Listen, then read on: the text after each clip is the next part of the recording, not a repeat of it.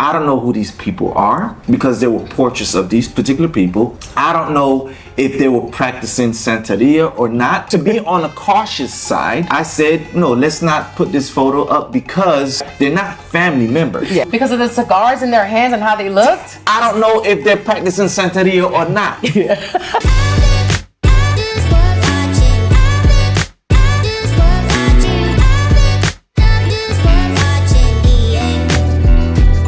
So, two coconut heads here. I am Nikki Says YOLO. And I'm Just Your Thoughts. And today, y'all, we are here with, I want to say some Afro-Cuban, change makers, trailblazers. We're here at Tres Lindas Cubana Cigar Company. We're in their flagship store.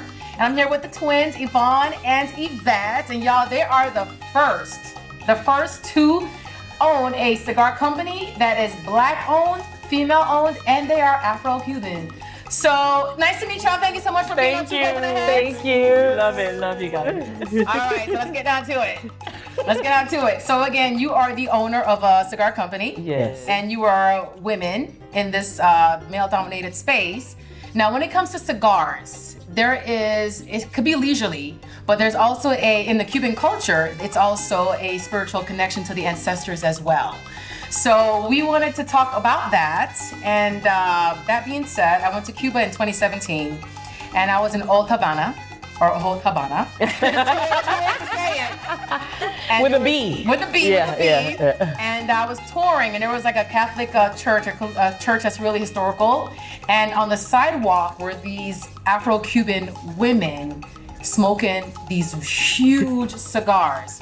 They were wearing like all white, but they also had some kind of floral flowers as well. And their head was wrapped and they were smoking these huge cigars. And I will never forget that image because back in the United States, they don't show that part of Cuba. Mm-hmm. They don't show Black Cuba. So when I went to Cuba and I saw Black Cuba, I was like, yo, it's lit. Yeah. So flew back to Florida.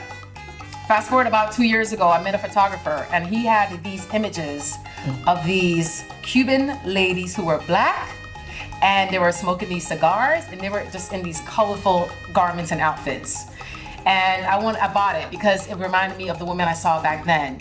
Fast forward, me and my coconut head, we moved in together and I had the portrait hung up in my house, but we moved in together and he refused to hang up the portrait in our place. And we were debating. We were like, it was heated. We were back and forth. And I'm like, my mom was in the conversation. Because I thought the portrait was beautiful. It represented Cuba and Black Cuba. Now, please explain to the twins here and our audience why you didn't want to hang up the portrait in our house. Well, first, please explain to us about the Cuban cigar culture in Cuba. Take us back. Yes, take us back. Before I go ahead and explain myself, bro, I would like to hear from you guys. The Cuban cigar culture in Cuba is interweaved in everything, So then a lot of people work in the cigar industry.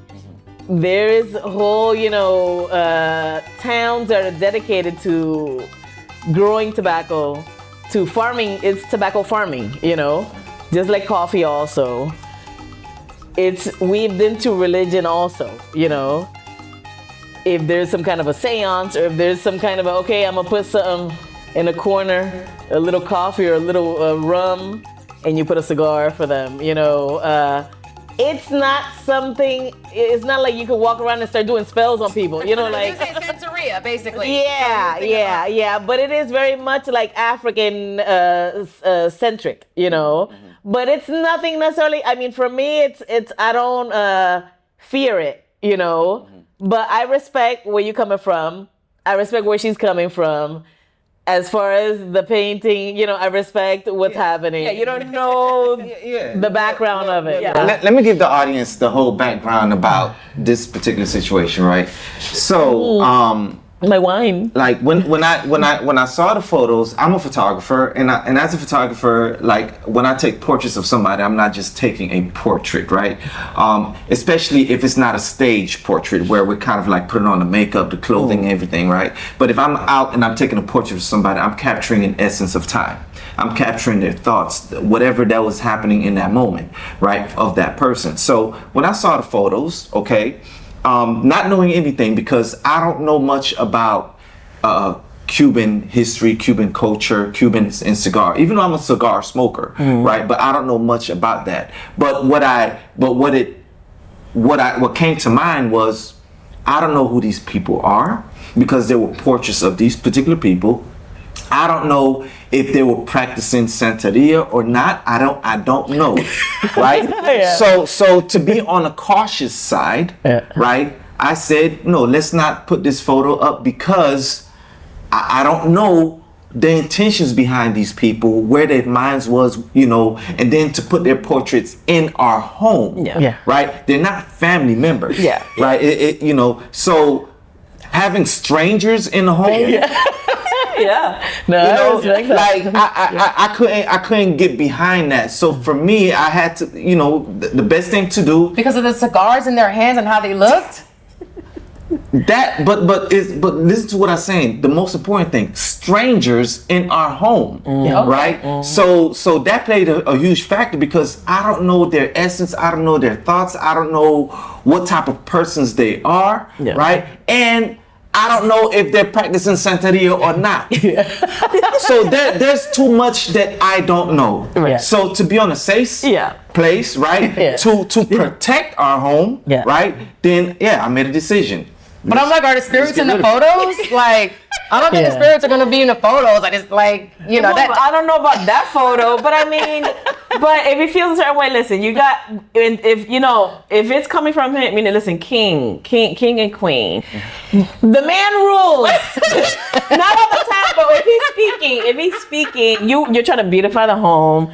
But the home, sometimes you have to let him, if he has a feeling and if he's not comfortable with it, and you've respected it, you have to respect that. If he's saying, I don't feel comfortable with this, I don't know where they're coming from. He's a photographer, and he knows more or less, people have different energies. So then you're seeing the beauty of it, and I'm sure that it's beautiful, but it's like, hold on, you know what? We don't know what setting this was taken in. We don't know. I agree with him in this situation. Oh, yeah. Okay. I agree. I know that the photos, you showed me the photos, beautiful. You saw the photos, yeah. And I know, as for me, they were not coming from a spiritual, they were chilling. They was the Cuban women. Saying they weren't wearing like any beads or anything. No, it wasn't a spirit. They weren't dressed in any type of religious garments or anything like that. They just looked like regular old Cuban women on the stoop or the porch or on a chair smoking a cigar, and then somebody took a picture. I'm pretty sure that's what it was. But if you feel a certain way, then maybe he can be the photographer of those women that or whatever, you know what I mean? But I understand what you're saying. You may have to take the hit, sis. Because this is the thing, right? Because the spiritual aspect behind it, right? It's not so much them, but it's so much within yourself. For instance, right? So when you look at something, it creates a feeling and emotion for you, right? And if that emotion is confusing, for you, if that emotion is, it's something that doesn't sit right with you, then what do you do? No, right? You don't want to walk by that every day. You don't want to walk by it every day, because you don't know, and then to have that thought of I don't know in a space where I'm supposed to be at peace, right, and comfortable, right? It's let's get rid of it. So to him, I know how passionate you are about it. Yeah, but the thing is, it was in my house, and I was like, hey, what up? For you, it didn't conjure anything like. And I never said anything about it when it was in my house. It was literally like right in my house, and because that was her space, right? So, but now we have our space, right? Yeah, So the thing is nice. So the whole thing was the cigars, and again, you're in the cigar space. But with you growing up and smoking cigars, it's not tied into Santería or any kind of spirituality. It's just leisurely as a part of Cuban culture. You said earlier, it's an everyday thing. Like it's a part of the lifestyle. It's both. It's both. It's both. It's very much Cuban culture. Old school Cuban culture. However, it is tied into spirituality a lot. But I mean, if I'm smoking a cigar, it's not always a spiritual thing. You know what I'm saying? For me personally, It can be when my intentions are for that, you know, but it's not like, okay, whoever's smoking a cigar, that's, you know, spiritual. The smoke has to do a lot in ceremonies and gatherings. It has a lot to do with it. Just like in Catholic church. And I didn't grow up as a Catholic, but I know that they have like that. You're Catholic by default. By default. That they walk around with the thing and it's giving out smoke, like an incense kind of a thing. And they, you know, they have their smoke. That's their type of smoke. You know what I'm saying? So then in you know, the spirituality, these circles, this is their type of smoke, and they are offering it to their ancestors, and it's like everybody's smoking together, like they're both smoking, because that's, you know, that's just like a community, you know, like a connection kind of a thing. Yeah, you know, because I like to think that everything has a spiritual connection, right? Everything, there's spiritual connections to everything, because at the end of the day, right, the spirit is within you, and what's affecting you, your consciousness, how you're moving. If you know, like alcohol, for instance, right, it can alter your mood. It can alter who you are. You know, when you drink, some people that drink alcohol, they become more relaxed, more open, more honest, right? So it's almost like, there's the spirit of honesty all of a sudden coming out of this person because they drink the alcohol. Some people, it's a demonic spirit where they're just so negative and so aggressive, you know. So when I think of cigars, because cigars also affects you consciously as well. For me, it brings me at a very calm state. It calms me down, mellows me down. Same thing with alcohol. It calms me down, mellows me down, because I don't abuse it. I don't smoke every day. I don't drink every day. But every now and then, when I said, you know what? I had a long day. I need a lot of negrita, right? Exactly. Right? And I wanted to just relax and chill with a nice whiskey and a cigar. And I'm good, you know. I'm good, and I do feel that spiritual connection, because whatever thoughts that was running through my head is gone. You're more open. I'm more open. I'm more at peace. I can focus on other things that may be important to me. So whatever anxiety, whatever stress, whatever I was going through, it's pretty much gone. You know. So I mean, there's always a spiritual connection to the things that we do. And alcohol, cigars, you know, I mean, people that smoke marijuana, you know, people that does drugs, it's going to invite a certain type of spirit within you, you know. But you know what? You have to know exactly what you're doing, where your mind is at, and if that thing, right, cause something negative in you, then you know you got certain things that you need to deal with on the inside. Because some people may say, oh, they drink alcohol and they act crazy. No, that craziness is already in you. True. It's already. It's not alcohol. It's not all. It's already in you. So basically it's actually bringing you to the awareness of knowing that you got inner demons that you need to get to work with. You know? And if it brings peace out of you, then that's saying that, hey, you are very chill, good to go. You're good with the ancestors, good with nature, you know. Listen, I never thought of it like that. I know that it enhances what somebody already has within them or whatever, but I like that. I'm glad that you... Your perspective, Yes. Okay. Yes. Thanks. Well, was it a big investment? Well, we negotiated the price. Me and the photographer, shout out to the photographer, we negotiated. You know, because I really wanted it. Something inside of me really wanted that portrait. He had a whole bunch. They're nice. But I wanted that one. You know, and I had to have that one. I went back and forth with him, and he gave it to me at the price that I negotiated it. But again, so what intrigued me about that picture wasn't about the Santeria or about the spirituality. Is about the colors. About their beautiful blackness. And then you mentioned earlier that your grandmother wore the same long colorful skirt, and then did she wear like a head wrap as well? Yeah, all the time. Yeah. And with she had like a hash apron. An ash. Yeah, she would ash on her apron. Ash on her apron. It was like a skirt and she would just ash right on it. So it is a part of Cuban culture, but for those women back then, that's how they dressed. That's what your grandmother smoked a cigar as well. You know, so I just saw the beauty in the colors. As far as that particular, what I saw, I didn't see anything religious in it. Are cigars part of religion? Yes. But as far as those particular pictures, I didn't see anything that I would say, oh yeah, those women are into something or whatever it is. But sis, put the pictures away for now. Maybe right now is not the time. But maybe right now, maybe right now it's not. But I'm grateful because you're giving me some knowledge, some information. Yeah. Because remember, I came from a place of not knowing. No, you were being cautious. Protective. Being protective. So I'm supposed to do that. I mean, I cannot think that and not share it. Yeah. Sis, you might have the pictures going up now. Thank you, truthfully, if I In would the back of the closet somewhere. just so I don't see it. If I would have seen something, I would have said, oh no, yeah, it could be. But no, they were dressed like if that's how they dress regularly, you know.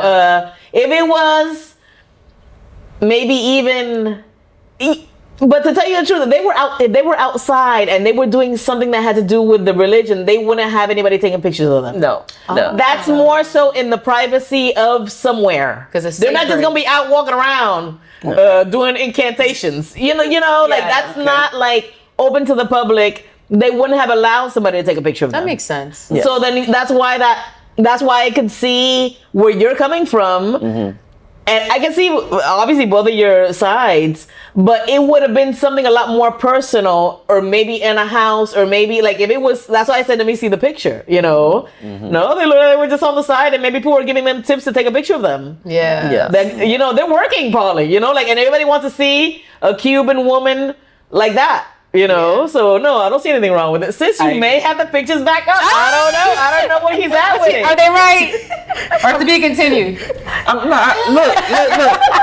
Obviously, they have more information, more knowledge than we do. So we're here learning from you. Yeah, I know. So and we're grateful for that, you know, because I would rather know. Yeah, of course. Versus not knowing. I mean, I still don't know them. Like that. I would prefer people that we actually know in our homes, you know, not complete strangers, even if it's harmless, right? But I mean, they're complete strangers, you know. Okay.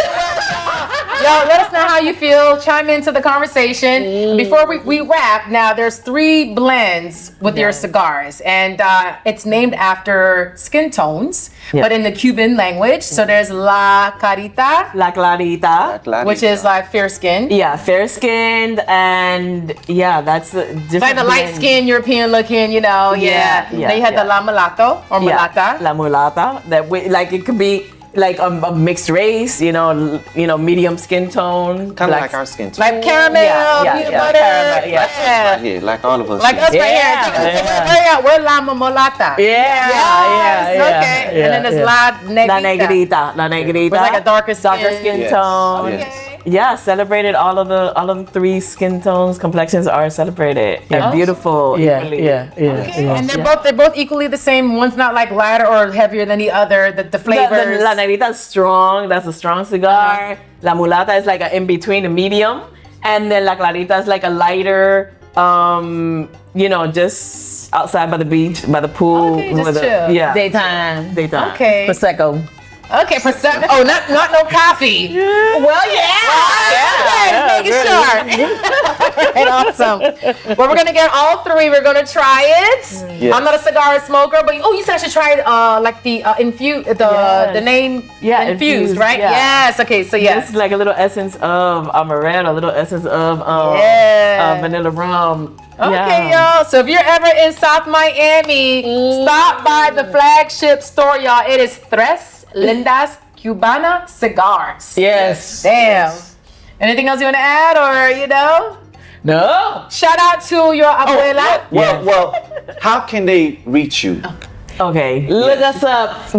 Our brand is called Tres Lindas Cubana Cigars. The shop is called Cuba Linda. Cuba Linda. It's a historic black South Miami. We got the beans and the coffee, and then we have culture. Y'all, they got the culture. Yes. For real. Yes, clock that tea. All right. Is there a clock that coffee? Clock that coffee! Could be. You just started something. I don't be clocking no tea, Clock but that coffee. I will clock a coffee. All right, y'all. 2 coconut heads. Peace. Peace.